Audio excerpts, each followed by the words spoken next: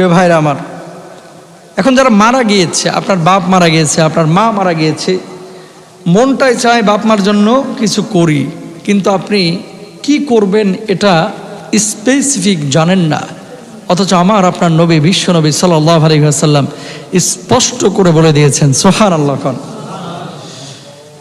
আল্লাহ রাসূল সাল্লাল্লাহু আলাইহি ওয়াসাল্লাম কি বলছেন খেয়াল করেন, আসসালাতু আলাইহিমা ওয়াল ইস্তিগফারু লাহুমা ওয়া ইনফাযু আহদিহিমা মিন বাদিহিমা ওয়াসিলাতুর রাহমি আল্লাতী লা তুসালু ইল্লা বিহিমা ওয়া ইকরামু সাদীকিহিমা। বলুন সুবহানাল্লাহ।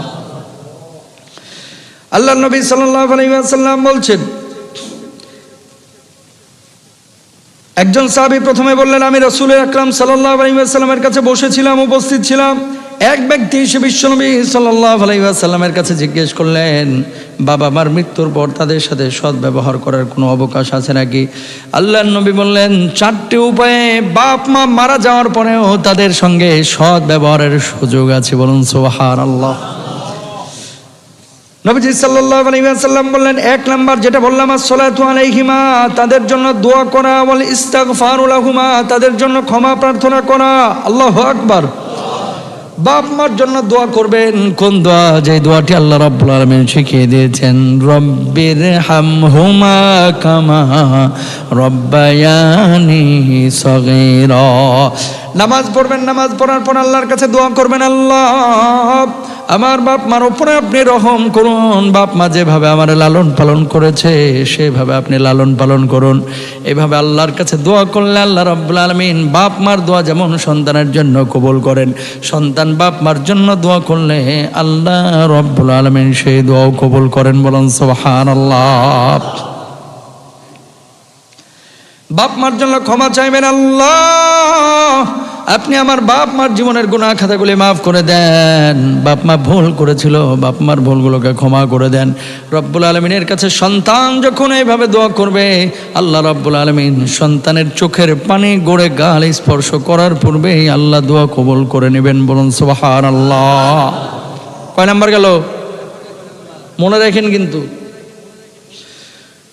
2 নম্বর, বিশ্বনবী সাল্লাল্লাহু আলাইহি ওয়াসাল্লাম বলছেন, ওয়া ইনফাযু আহদিহিমা মিন বাদিহিমা, কোন বাপ মা মরার আগে যদি কোনো অঙ্গীকার করে যায়, অঙ্গীকার করে গেছে যে মসজিদে 3টা ফ্যান দেব, বাপের সামর্থ্য আছে, বাপ মারা গিয়েছে, সন্তানের উচিত হচ্ছে বাপ মরে যাওয়ার পরে ওই অঙ্গীকার পূর্ণ করা। বলুন আল্লাহু আকবার। আছে না বাপেরা এরকম অঙ্গীকার করে? নিয়ত করেছিল যে হজ করব, টাকা পয়সা সবই জমা দিয়েছে, কিন্তু মারা গেছে, তখন আপনি কি করবেন?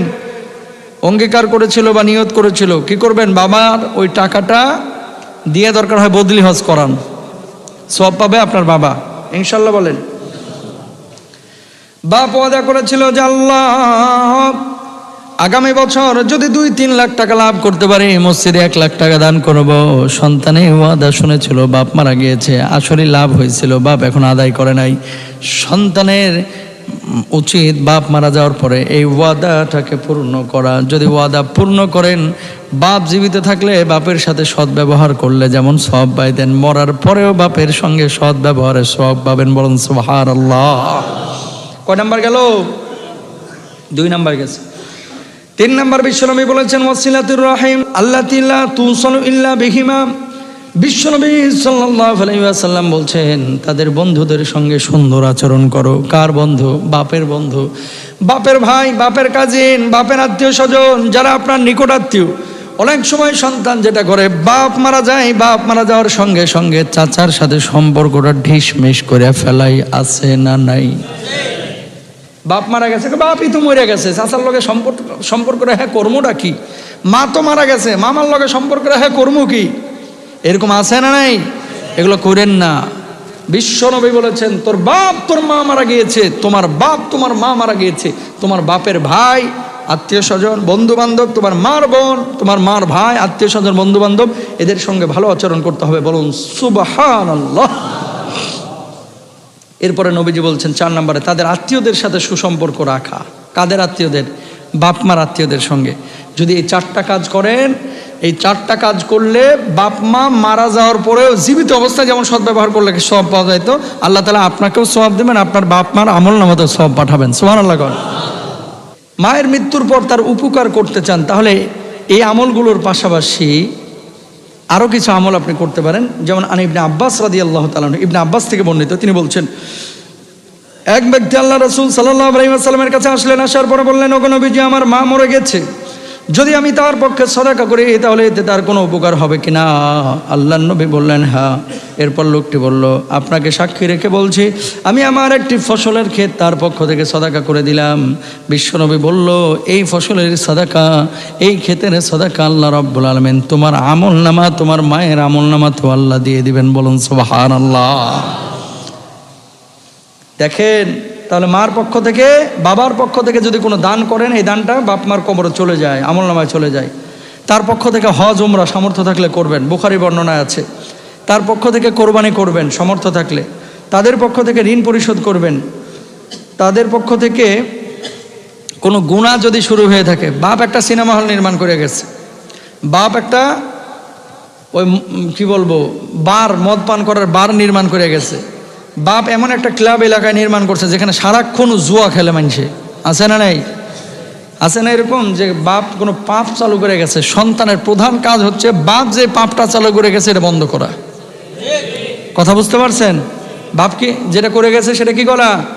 বন্ধ করা। সন্তান চিন্তা করছে, অটো পাইছি, ঠুয়ানি খাইলে বাপ খাইব, আমার কি, আমি মাল কামাই।